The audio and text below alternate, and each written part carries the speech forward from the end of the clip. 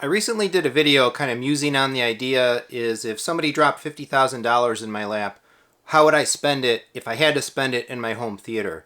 And so I figured I'd do the inverse video now, which is what are the things that I chose not to buy and why?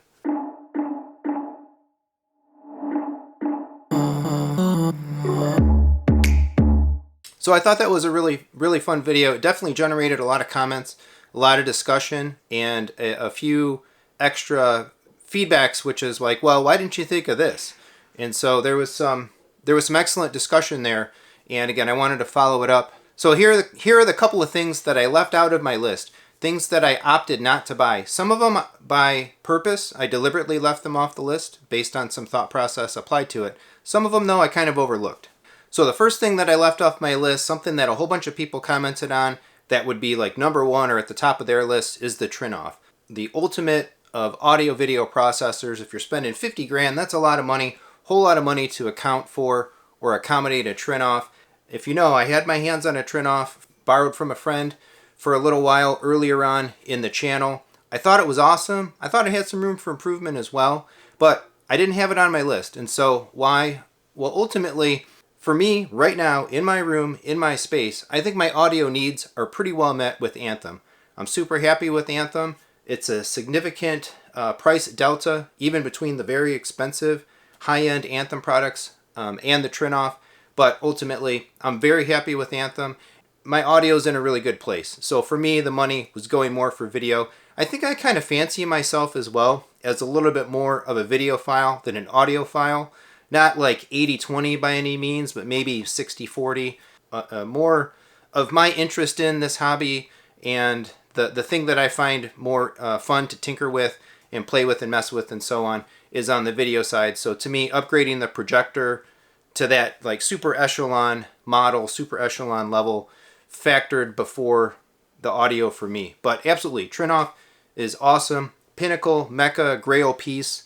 A lot of room in throwing 50K money around to buy one. And so it's super easy to see why that device was at the top or near the top of a lot of other people's lists in the former comments. The second thing that I didn't put on my list of what I would spend 50K on is more speakers. I have a 7.2.4 theater space, at least for the 7 and the 0.4 part of it. Given the size of my room, the one row of seats and all of that, I don't need more speakers in my space. I have no facility to put wides in there. I have no need to add 2 more overhead Atmos location speakers. I have absolutely no need or really even a good spot to put another set of side surrounds. Those are kind of all of the next natural places in my space that another pair of speakers might go. And if you want to kind of see the whole overview and layout of that and the distancing and the spacing of all of it, check out the recent home theater tour video that I did. But for me, 7.2.4 or the 7 and the 4, I think that's where I'm going to be in this room, maybe forever, certainly for a long time. In my video, I was adding some subwoofers, but speaker-wise, I'm all set. The third thing that I wasn't doing with my money was upgrading speakers. Of course, I already did that with the whole home theater 2.0 rebuild. I'm a Focal fanboy in there. I had Focal speakers in-room, Arias, and Electras in my first original theater build.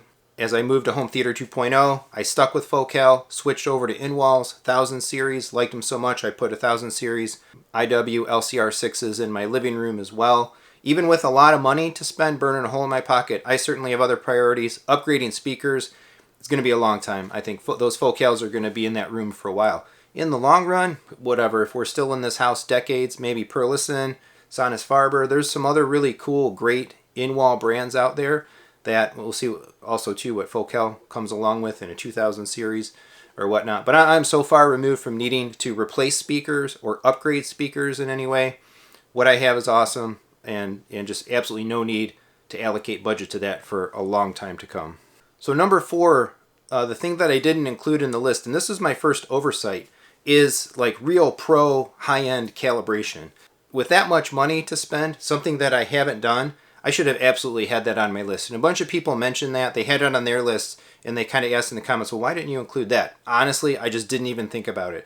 But absolutely, I would go back to that former budget, that former video, and certainly carve out some money, get a video calibrator in here, get an audio calibrator in here, do a, get maybe a sound and an acoustical expert in here, put all of that stuff together to get the most out of the video system that I have, to get the most out of the audio system that I have, and potentially, optimize treatments and all of that. Some of those things I'll probably be doing coming up anyway, because I think it's certainly worth the money to get every ounce of performance and all of that out of your space. But that was an oversight, absolutely going back, finding a couple $1,000s, because it's really not that much in the whole scheme of things, especially in kind of the fakeness of that video talking about having a $50,000 budget. Absolutely allocating money, going back and allocating money to calibrating the different facets of the room. That was an oversight, and that's coming back in. So the fifth thing, if you watch the prior video, you'll know that I have an NX7, JVC NX7 projector right now. My number one thing that I was dumping money into was just going from the NX7 to the NZ9, getting from the last gen JVC to the current gen JVC, and buying the big boy, the monster, the 100 millimeter lens, top of the line NZ9. But there's been I've had a lot of conversations since then. There was some feedback about it. The whole M-Wave projector shootout happened. And so I've got the idea of a video processor a lot more on my mind since I made that video. I've been so happy with the JVC product, JVC projectors. I'm on my second one, and I would intend to buy the third one. Again, liking the idea of consistency, finding brands that work really well, and kind of sticking with them.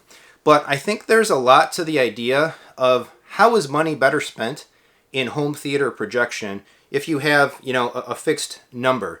If I've got $25,000 to spend on a projector, should I just buy an NZ9?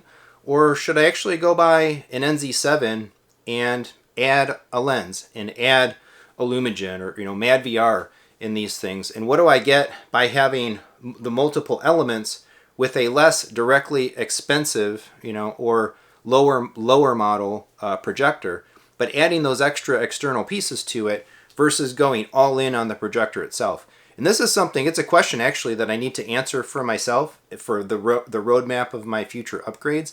And so it's something that I'm really going to be diving into and hopefully exploring firsthand coming up here very soon. So look for some more content on this whole idea as I hopefully get the chance to experiment and learn about how lenses and external processing and see some things and maybe experience some things coming up. But that was a really good challenge or the feedback challenge from the prior video is the concept of why the NZ9, why not, fixed amount of money, less projector, and add some of those external pieces. I have a scope screen.